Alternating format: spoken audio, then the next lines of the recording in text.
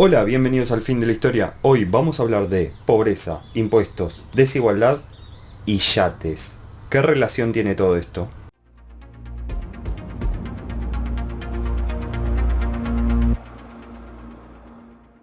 Los ricos gastaron más de 1.400 millones de dólares en superyates en 2021, según los datos de la publicación especializada en barcos de lujo Boat International. La organización Oxfam, dedicada a combatir la pobreza en el mundo, dijo que es obsceno que no se esté gastando todo ese dinero en vacunas. Esos yates cuestan entre 1 y 6 millones de dólares. El que posee Jeff Bezos, por ejemplo, fundador de Amazon, costó 500 millones de dólares. Al mismo tiempo tenemos otro dato. Los países de América Latina donde más subió la pobreza extrema en 2020. México, Honduras y Ecuador, según proyecciones hechas por la CEPAL. Los mexicanos sueñan con ser como Finlandia, pero sin pagar los impuestos de Finlandia. ¿Quién dijo esto? No lo dije yo. Lo dijo Alice Krauser, quien hizo su doctorado en la Universidad de Cambridge, Reino Unido, especializada en estudios sobre desigualdad, élites y percepciones sociales, que fue a México y realizó una serie de investigaciones y encuestas. ¿Sabían que de 100 personas que nacen en la pobreza, solo 2 llegan a los sectores de ingresos más altos? Lo cierto es que la gente quiere menos desigualdad, pero al mismo tiempo pagar menos impuestos. Cuando se les preguntó a mexicanos de distintos sectores sociales cuánto estarían dispuestos a contribuir de sus ingresos para terminar con la pobreza y la desigualdad, las respuestas no fueron muy generosas, especialmente en los sectores más ricos de la población. Los más pobres dijeron que estarían dispuestos a contribuir con un 15% de sus ingresos, mientras que las personas más ricas dijeron que estarían dispuestas a dar un 7,5% de sus ingresos. A los que tienen ingresos más altos les preocupa menos el problema. Pero además lo peor fue la percepción de cuánto creían que estaban pagando impuestos. Muchos respondieron el 40%, cuando en realidad el promedio en México es del 20%. Los ricos, que deberían pagar cerca de un 35%, como en Finlandia, están pagando en realidad en México un 18%. Eso es lo que aportan de sus ingresos. Ahora uno dirá, es que los ricos quieren invertir en sus economías, pero no, quieren gastarlo en yates, como vimos al principio. Además, a esto se le suman varios factores como evasión, elusión y exenciones. En México, cerca de la mitad de la población vive debajo de la línea de la pobreza. Se preguntarán cómo es esto en el resto de América Latina.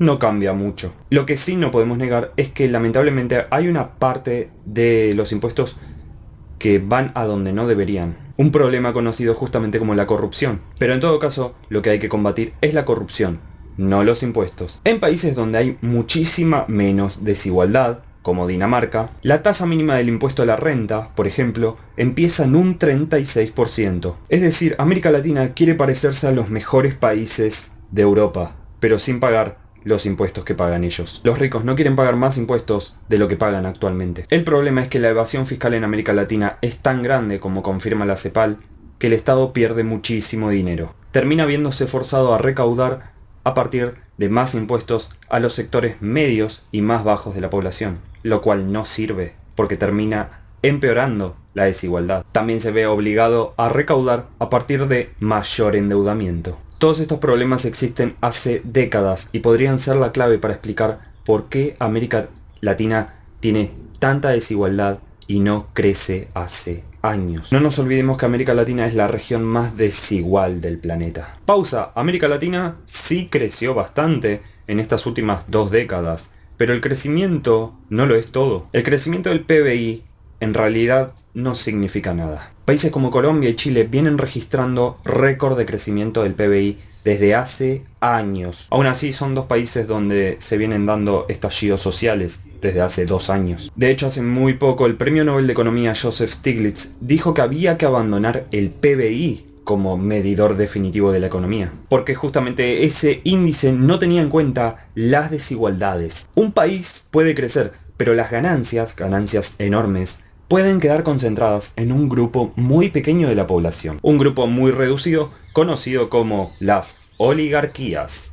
de cada país, que se quedan con un monto enorme de ganancias producto del trabajo de millones de personas, producto de la extracción de recursos naturales. Es que en el caso de América Latina, los sectores que más riqueza concentran son sectores dedicados a la agricultura y la minería. Y eso que ni siquiera tuve en cuenta los problemas ambientales que trae aparejado todo esto. Si analizamos la historia de América Latina, nos vamos a dar cuenta que este fenómeno se viene dando desde el inicio de la historia de todos los países latinoamericanos, desde que son países independientes y soberanos. Y justamente hace tiempo se habla de la necesidad de redistribuir la riqueza en toda la sociedad. Eso es precisamente lo que tienen que hacer los países de América Latina. Y mucho más teniendo en cuenta que hubo una pandemia en el medio que terminó agravando todos estos índices. De lo contrario, lo único que vamos a poder imaginar a futuro no es prosperidad y progreso, sino más estallidos sociales como los que se vinieron dando en Chile y en Colombia. Bueno, eso fue todo. No se olviden dar like, comentar y suscribirse al Fin de la Historia para ver todo lo que pasa en la región y en el mundo. Todo aquello que otros buscan ocultarte. Hasta la próxima.